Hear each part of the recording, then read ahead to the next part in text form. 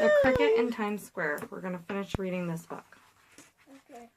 Imagine, Tucker exclaimed, trapped under roast beef sandwiches. Well, there are worse fates. At first, I wasn't too frightened, said Chester. After all, I thought they probably came from New Canaan or some other nearby town. They'll have to unpack the basket sooner or later. Little did I know. He shook his head and sighed. I could feel the basket being carried into a car and riding somewhere, and then being lifted down. That must have been the railroad station. Then I went up again, and there was a rattling and roaring sound, and the kind a train makes. By this time I was pretty scared. I knew every minute was taking me further away from my stump, but there wasn't anything I could do. I was getting awfully cramped, too, under those roast beef sandwiches. Didn't you try to eat your way out? Asked Tucker. I didn't have any room, said Chester, but every now and then the train would give a lurch, and I managed to free myself a little. We traveled on, and then the train stopped. I didn't have any idea where we were, but as soon as the basket was carried off, I could tell from the noise. It must be New York. Mom. You need to be quiet. You were never here before? Tucker asked. Goodness, no, said Chester, but I've heard about it. There was a swallow I used to know who told about flying over New York every spring and fall on the way to the north and back. But what would I be doing here?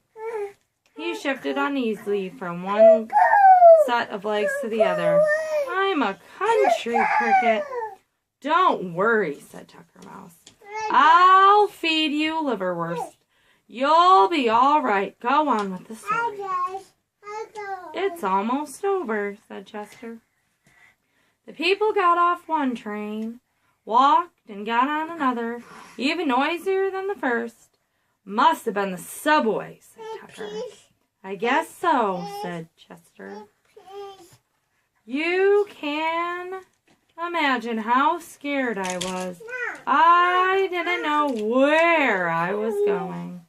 For all I knew, they could have been heading for Texas. Although I don't guess many people from Texas come all the way to Connecticut for a picnic. It could happen, said Tucker. Anyway, I worked furiously to get loose and finally made it. When they got off the second train, I took a flying leap and landed in a pile of dirt over in the corner of this place where we are. Such an introduction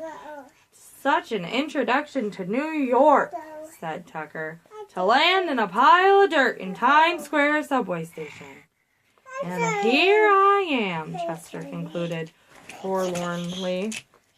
I've been lying over there for 3 days, not knowing what to do. At last I got so nervous, I began to chirp. My darling. My darling. You need to get on your pillow. So get George and your picture and get on your pillow. That was the sound, interrupted Tucker Mouse. I heard it, but I didn't know what it was. Yes, that was me, said Chester. Usually I don't chirp until later. on in the summer. I had to do something. Oh, squeaked Tucker Mouse. Would you like to see Times Square, Chester? I guess so, said Chester. Although he was really a little afraid of venturing out into New York City. Hey, get on your pillow. They jumped down to the floor. As they crossed the station floor, Tucker pointed out the local sites of interest, such as the Nedick lunch counter. Tucker spent a lot of time around there, and the loft candy store.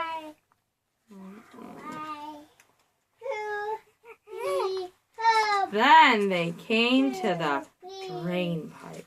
Chester had to make short little hops to keep from hitting his head as they went up. There seemed to be hundreds of twistings and turnings and many other pipes that opened off the main roof. But Tucker Mouse knew his way perfectly, even in the dark. At last Chester saw a light above them. One more hop brought him onto the sidewalk, and there he gasped, holding his breath and crouching against the cement. Crouching, what does that mean? Crouching? Crouching.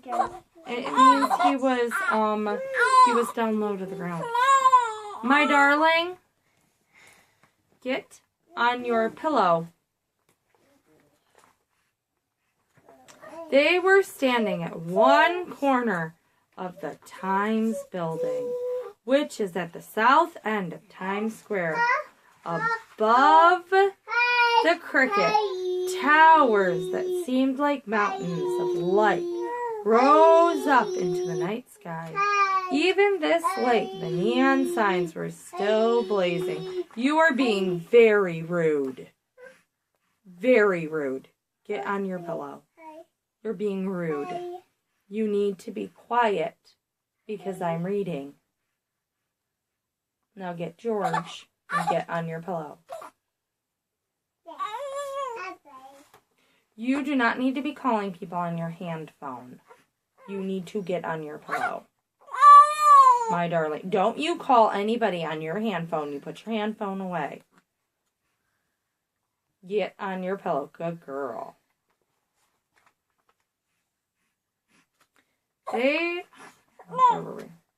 Reds, blues, greens, and yellows flashed down on him, and the air was full of the roar of traffic and the hum of human beings. It was as if Times Square were a kind of shell with colors and noises breaking into great waves inside it. Chester's heart hurt him, and he closed his eyes. The sight was too terrible and beautiful for a cricket, who up to now had measured high things by the height of his willow tree, and sounds by the burble of a running brook. How do you like it? Asked Tucker Mouse. Well, it's quite something, Chester stuttered. You should see it New Year's Eve, said Tucker Mouse. Gradually, Chester's eyes got used to the lights. He looked up, and way far above them, above New York and above the whole world, he made out a star he used to look at back in Connecticut. When they had gone down to the station, he thought about that star.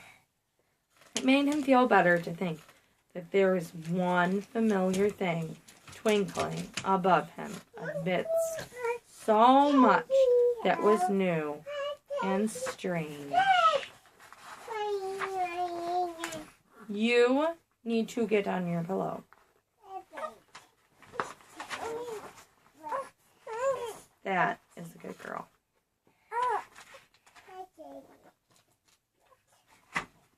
And that's the end.